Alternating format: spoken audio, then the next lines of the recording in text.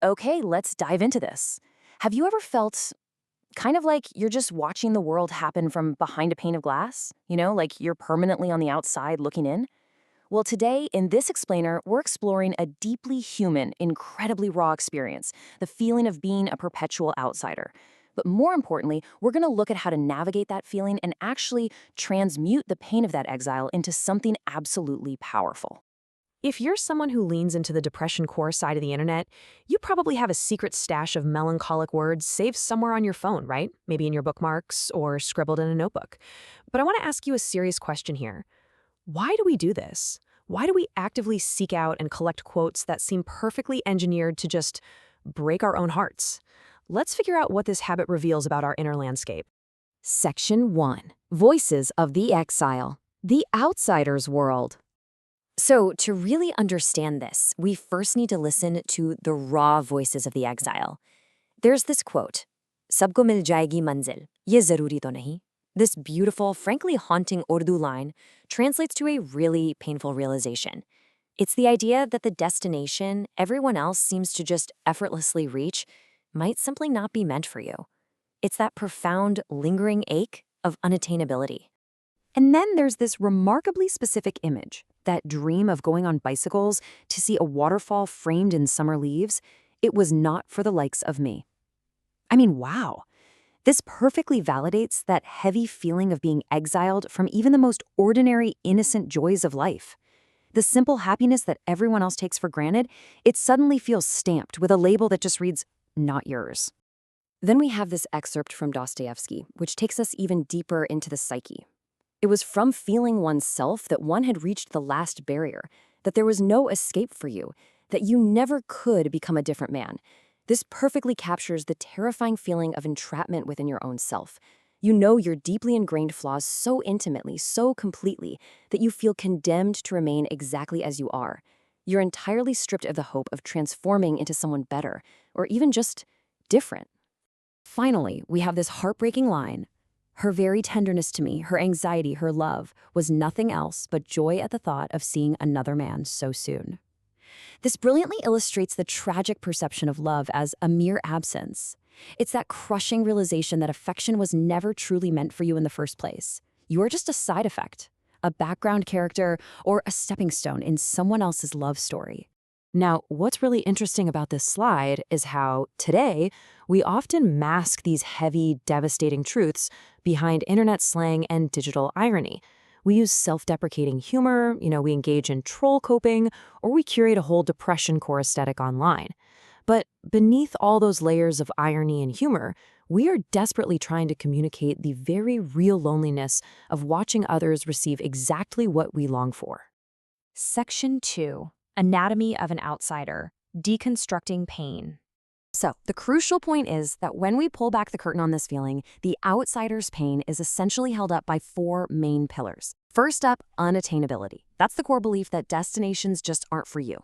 Second, exile from the ordinary dream, meaning simple, everyday happiness is permanently out of reach.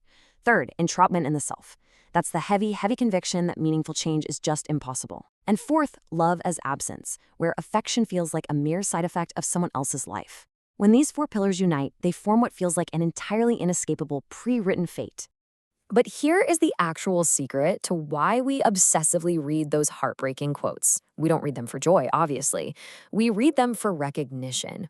When you see your exact, highly specific pain written down by someone who lived decades or even centuries ago, it provides this profound relief. You find proof in those words that you are not uniquely broken. You're simply part of a larger, tragic human condition. And for someone who feels entirely invisible, recognition, well, that's the ultimate relief. But listen, recognition is only half the battle, right? If you just sit in that echo chamber forever, it literally becomes a tomb. So the big question we have to answer right now is, what are you supposed to do? How do you look beyond the shadow of these quotes and actually figure out a path forward, especially when the world feels like it's completely locked you out? Let's be very clear about one thing right off the bat. You can't just snap out of it. The pain is real, and that feeling of exile is deeply, deeply rooted. But neither are you meant to just drown in it forever. The goal isn't to magically erase this curse or pretend it doesn't exist. The goal is to transmute it. You have to bend it, twist it, so that it actually serves you. Let's move to section 3 and see how this builds. Transmuting the curse, surviving exile. The source material actually lays out 5 highly specific steps to transmute this feeling of exile. Number 1, stop comparing. 2, claim the witness. 3, channel it. 4, small rebellions. And 5, remember Allah. Let's unpack exactly how each of these powerful steps functions to completely flip the script on your pain. So the first step is dropping the absolutely deadly habit of comparison. You have to stop measuring your life against those who just easily reach their destinations. Instead, and this is step 2, claim the role of the witness. Because you stand on the margins, your gaze is sharper, it's more honest, it's eternal. Think of marginalized greats, right? Like Dostoevsky or Oda. They didn't fit in, so they observed, and they created absolute masterpieces from that exact vantage point. Step 3 is to channel it. Your writing, your art, your deep reflections, honestly, even your collections of melancholy quotes. These are not just little hobbies for you. They are lifelines. You're actively building your sanctuary, what the text beautifully calls a quiet garden by the abyss, using the very stones that weigh on you. Your pain quite literally becomes your building material. Next up, allow for small rebellions. Look, you might feel permanently chained to your nature, but you can always take cracks at those chains. Go for a walk, hold to a simple routine, like praying on time. Refuse to give up on your physical health. Dare to speak up when your own silence starts to suffocate you. These small, defiant acts, they won't magically erase the curse of the outsider, but they will absolutely prevent it from owning you completely. The 5th step, drawn directly from the source's Islamic lens, is to remember Allah. Now, framed neutrally as a truly powerful spiritual philosophy of endurance, this shifts the metrics of success entirely. In this framework, your true value doesn't come from how much of the world you acquire, or what milestones you hit, or if you ever even reach that waterfall. You're judged strictly by your patience, your sincerity, and your effort in navigating the struggle itself. And this brilliantly illustrates the ultimate paradigm shift we need to make to survive this whole thing. On one hand, we have the old way, treating your exile as a disqualification from life. Like you've been permanently benched from the game of happiness.